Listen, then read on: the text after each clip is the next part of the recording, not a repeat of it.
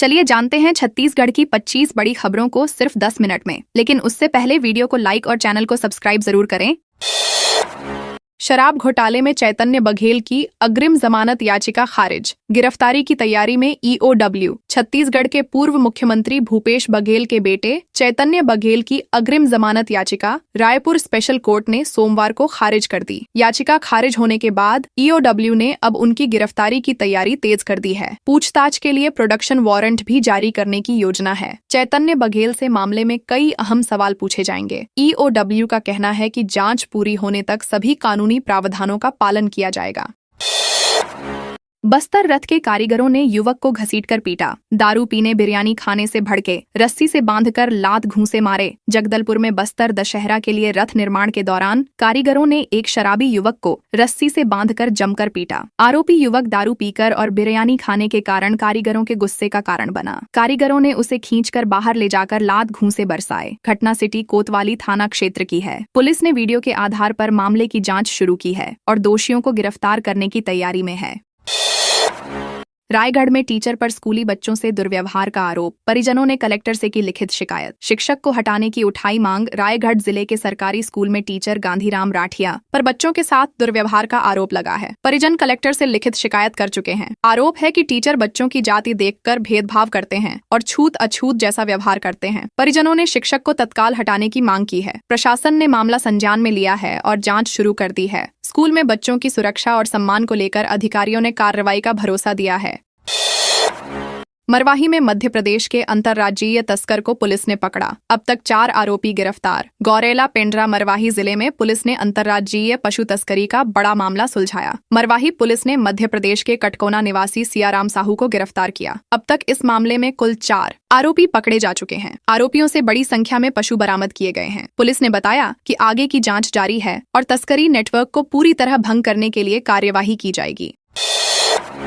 आयुर्वेद दिवस पर मनेन्द्रगढ़ में विशेष आयोजन। रन फॉर आयुर्वेद में हर उम्र के लोगों ने लिया हिस्सा। मनेन्द्रगढ़ चिरमिरी भरतपुर क्षेत्र में आयुष विभाग ने 10वें आयुर्वेद दिवस पर रन फॉर आयुर्वेद का आयोजन किया। दौड़ गांधी चौक से शुरू होकर सरस्वती शिशु मंदिर तक आयोजित हुई। हर उम्र के लोगों ने दौड़ में हिस्सा लिया और योग प्रदर्शन भी किया। कार्यक्रम का उद्देश्य स्वस्थ जीवन शैली और आयुर्वेद के महत्व को बढ़ावा देना था। आयोजकों ने सभी प्रतिभागियों को सम्मानित किया और संदेश दिया कि नियमित व्यायाम और योग से जीवन में स्वास्थ्य और ऊर्जा बनी रहती है।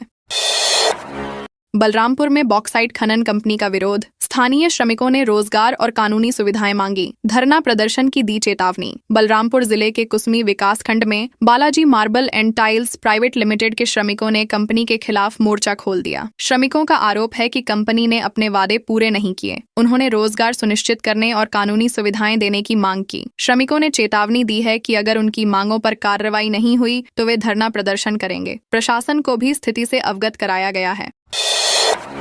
सौरभ चंद्राकर के भांजे ने युवक को लात घूंसों से पीटा। रायपुर के झूक क्लब में वारदात। नाक मुंह से निकला खून। रायपुर के झूक क्लब में महादेव सट्टा ऐप के संचालक सौरभ चंद्राकर के भांजे और उनके दोस्तों ने युवक पर हमला किया। आरोपी युवक को लात घूंसे और मुक्कों से पीटते रहे। पिस्टल के बट से भी हमला किया गया। युवक लहूलुहान हो गया और नाक मुंह से खून निकलने लगा। घटना के बाद आरोपी डांस करते हुए क्लब से भाग गए। पुलिस ने मामले की जांच शुरू कर दी है और सीसीटीवी फुटेज के आधार पर आरोपियों की पहचान कर जल्द गिरफ्तार करने की तैयारी में है।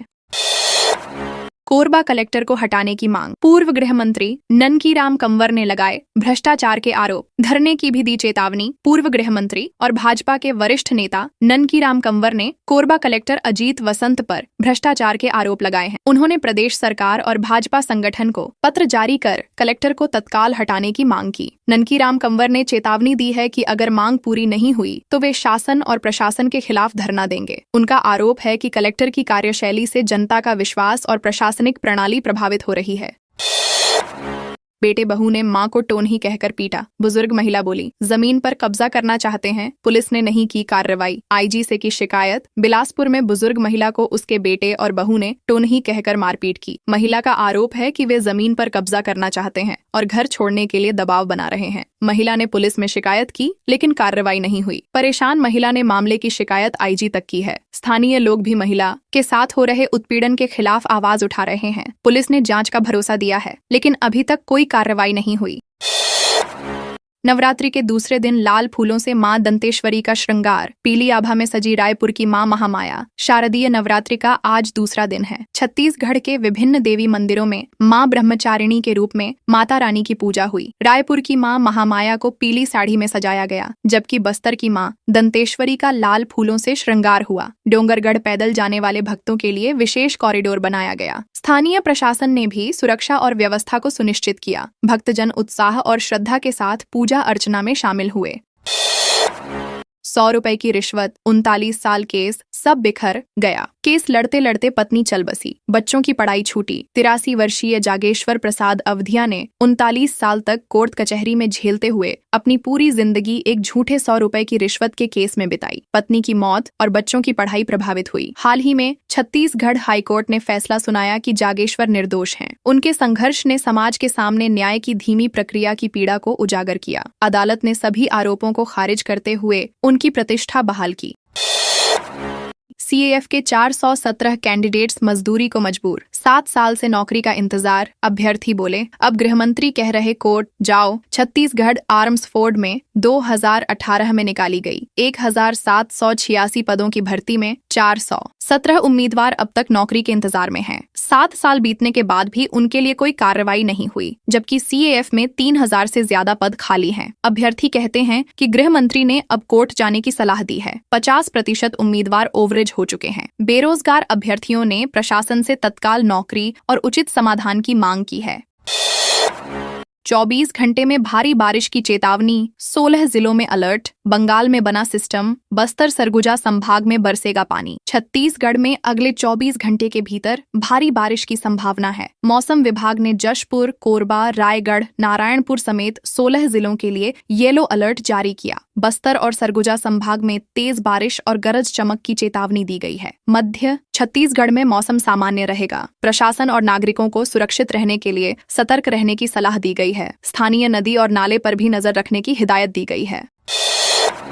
एनएसएस के कार्यक्रम अधिकारी और स्वयंसेवक होंगे सम्मानित। कोंडागांव को नशा एनीमिया मुक्त बनाने की पहल। कोंडागांव जिले को राष्ट्रीय सेवा योजना में राज्य स्तरीय पुरस्कार मिला है। शासकीय उच्चतर माध्यमिक विद्यालय पारोंड के कार्यक्रम अधिकारी अमर सिंह पुरामे और शासकीय गुंडाधुर स्नातकोत्तर महाविद्यालय के छात्र रयतु राम कश्यप को यह पुरस्कार मिलेगा। ये अधिकारी और स्वयंसेवक नशा एनीमिया मुक्त अभियान में महत्वपूर्ण योगदान देने के लिए सम्मानित होंगे। पुरस्कार वितरण समारोह में उनके प्रयासों की सराहना की जाएगी और अन्य युवाओं को प्रेरित किया जाएगा।